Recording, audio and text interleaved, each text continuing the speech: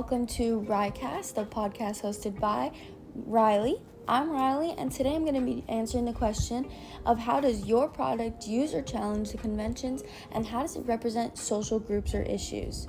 This is a great question that I'd love to answer for you guys, so let's begin.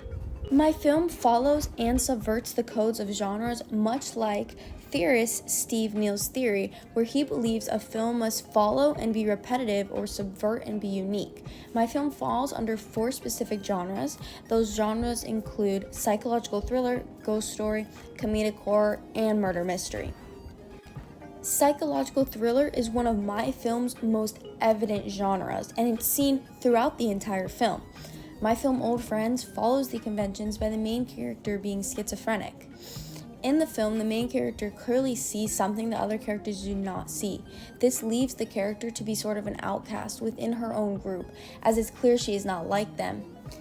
In psychological thrillers, it is common to have a main character who struggles with their identity or what's going on in their mind, which is shown through one of our opening scenes where the main character, the girl with the long, pretty, gorgeous, awesome, amazing hair, is sitting on the couch crying with the other characters. Despite the main character Riley crying on the couch, her friends just kind of brush it off as her grieving the loss of an old friend. But later on, the main character is clearly disassociated, and she's thinking about other things and clearly not in the video game that they're playing. This is shown through when she drops the controller on Marco's head. The conventions are further followed as the psychological thriller usually have an ordinary killer, or someone who looks normal and would do no harm. And let's be real, Riley doesn't look like she'd do much. We know that she's pretty ordinary and a normal killer per se, because she's here hanging out with her friends. We then see her plot twist as she kind of goes off the rails. My film challenges the conventions of a psychological thriller, as flashbacks are normally used to show kind of the killer's motive and why they're killing. However, in my film, it shows a happy and nostalgic time that our character is reminiscing on. Let's move on to how my film challenges and follows the conventions of a ghost story genre. Obviously, it's evident that my film falls under the ghost story by that creepy character Mackenzie standing in the background in almost every single shot. She's also in white clothes, kind of showing she's not really in the film, and she never really shows any emotion. Her face is kind of stern all the time, and she just kind of lingers in the background. One way we follow the conventions is that when all things kind of go wrong, like the killing, for example, it's nighttime and the lights are flickering and it's kind of showing a disarray. While Mackenzie is in the background being that ghostly figure, dramatic effect is increased when she randomly flashes in and out of scenes.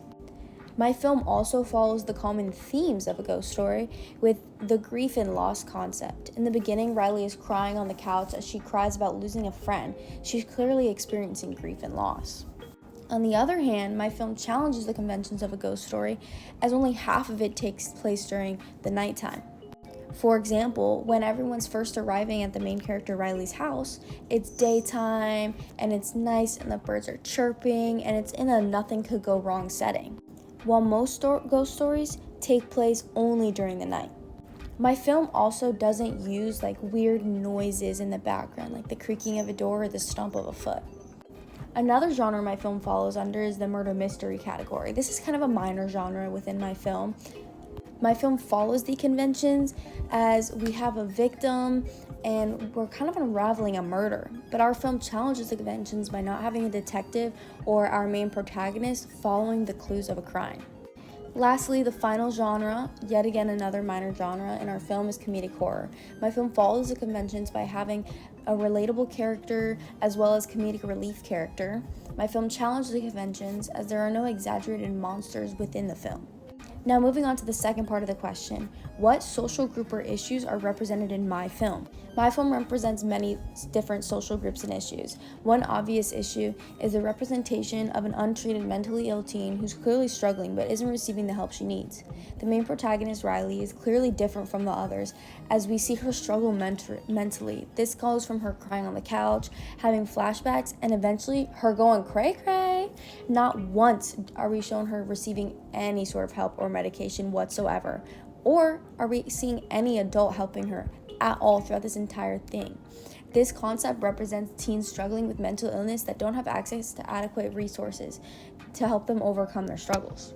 My film also represents your everyday average teenagers who hang out, play video games, and live a seemingly normal life. On top of that, my film represents a higher social class that also furthers the concept of money can't buy happiness. Riley is clearly struggling, even though she lives in a higher income suburban household. My film also displays gender performativity, which comes from theorist Judith Butler. In modern day society, women are meant to be submissive and less than a man. However, my film completely subverts that, and instead, gender performativity is represented as women are the dominant characters, and they contrast the stereotype, showing that they are socially constructed differently. This is shown through the characters and their interactions with Marco. In the film, Marco is the most non-dominant character. However, he's the only male identified within the entire film. On the other hand, the women are constructing themselves to be more dominant, as shown in the couch scene where Maggie and Riley yell at Marco the second he gets involved in the conversation. Riley is also the most aggressive character, when normally the males are the aggressive ones and the killers, and women aren't meant to be seen as capable of a crime. They're meant to kind of be the ones killed off.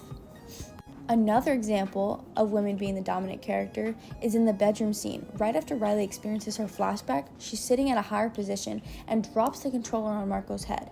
She lacks remorse for him, showing he is lower than her, and she is dominant as she holds higher importance over him. Maggie also lacks compassion, not caring for Marco. She doesn't ask Marco if he's okay, despite him being in clear pain after being hit in the head. Maggie only worries about Riley, asking if she's okay. I know I just threw a lot of information at you guys, but I'm so glad you guys stuck around to the end of this episode. I really hope you guys enjoyed Riotcast, and I'll see you back in the next video.